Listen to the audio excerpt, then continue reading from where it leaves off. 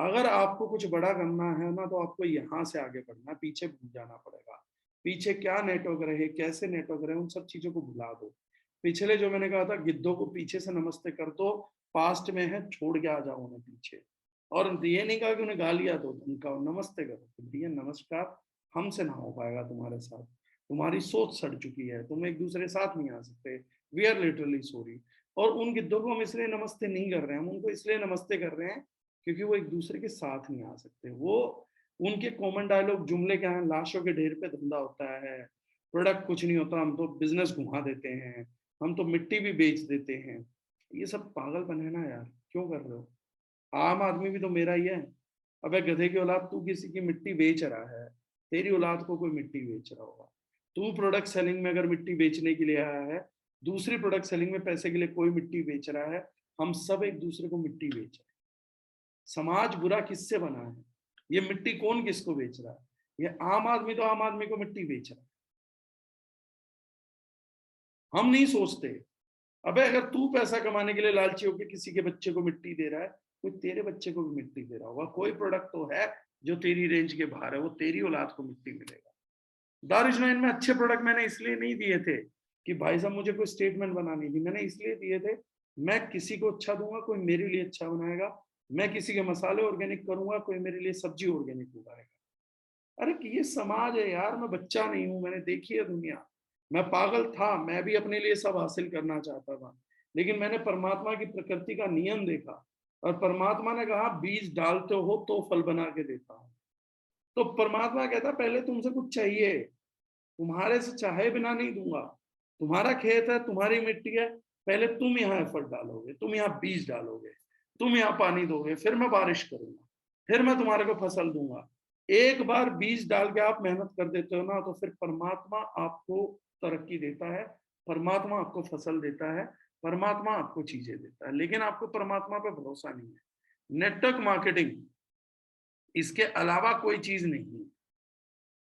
Network marketing सिर्फ बीज और मेहनत डाल के उस ईश्वर पे विश्वास रखने का नाम है कि मेरी फसल आएगी, ये कंफर्म है।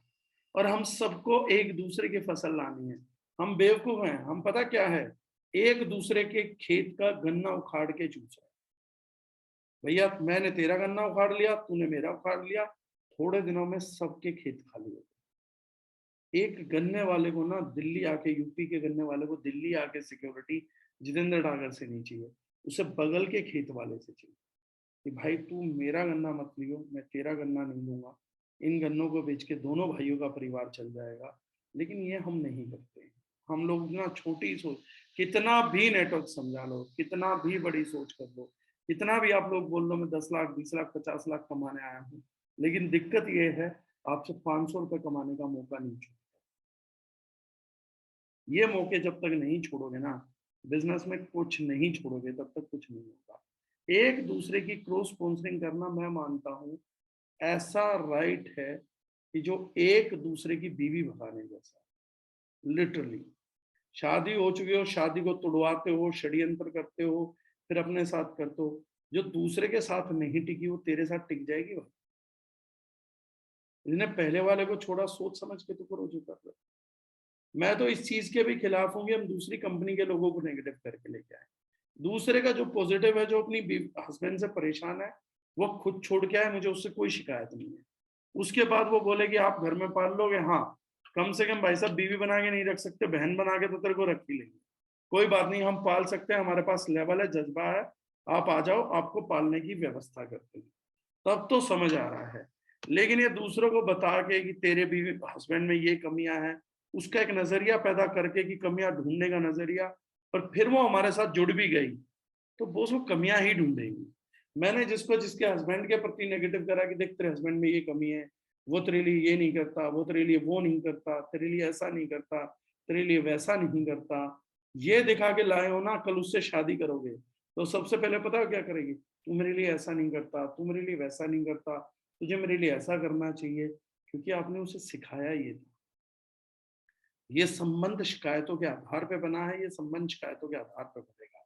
इसलिए मैं बोल रहा हूँ दूसरी कंपनी वालों से आपका कोई वास्ता नहीं है, हम वैसे भी धंधा कर लेंगे। दूसरी कंपनी वाला कोई मिले तो भैया जिसके साथ शादी हुई है वहीं शादी रख, मेरे तो मसाले खरीद के खा ले। देवी जी आप जिसके घर हो बहुत बढ़िया हो, मेरे मसाले खा लिया करो, परिवार को खिला लिया करो। मैं तो कह रहा हूँ अपने पतिदेव को भी मेरे मसाले खिलाओ। हाथ जोड़ो, मसालों का व्यापार कर लो। क्यों तलाक करा के शादी करनी है?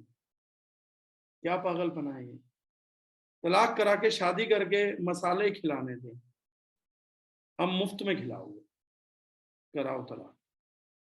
पहले ये वहां उसके घर रहती तो खरीद के खाती, अब अपने घर लाओगे, ये खाएगी भी तुम्हारे पैसों का, क्या फायदा हुआ? तो बॉस, कम्युनिटी डेवलप करिए, कम्युनिटी के बिना कुछ भी नहीं होगा। आपके शहर को बिजनेस देने के लिए आपको आपको कम्युनिटी की जरूरी है, कम्युनिटी की जरूरत है। कम्युनिटी लर्निंग, कम्युनिटी डेवलपमेंट बहुत इजी है। Individual learning, individual development tough है।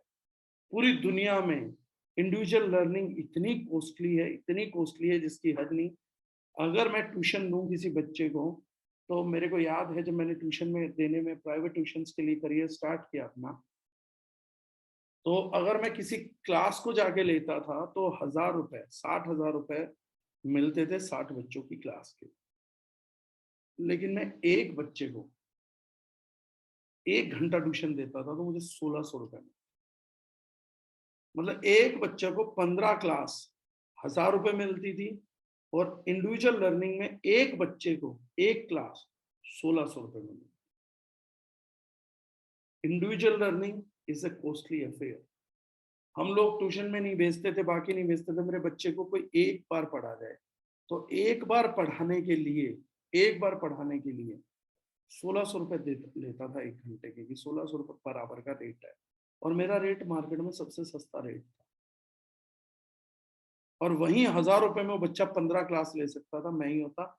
Individual attention is a costly affair. Same आप लोग हैं, इंडिविजुअल बैलेट बहुत महंगा छापेगा कोई, इंडिविजुअल बांटेगा बहुत। 4 लाख पेपर चिपकाने हैं, बांटने हैं, पोस्टिंग कम हो जाएगी। लेकिन 10,000 छापने हैं, 10,000 बांटने, पोस्ट बहुत बढ़ेगी, ये हम सब जानते हैं। आज आप लोगों को, आपको मेरे से ज्यादा जरूरत आपको एक दूसरे की।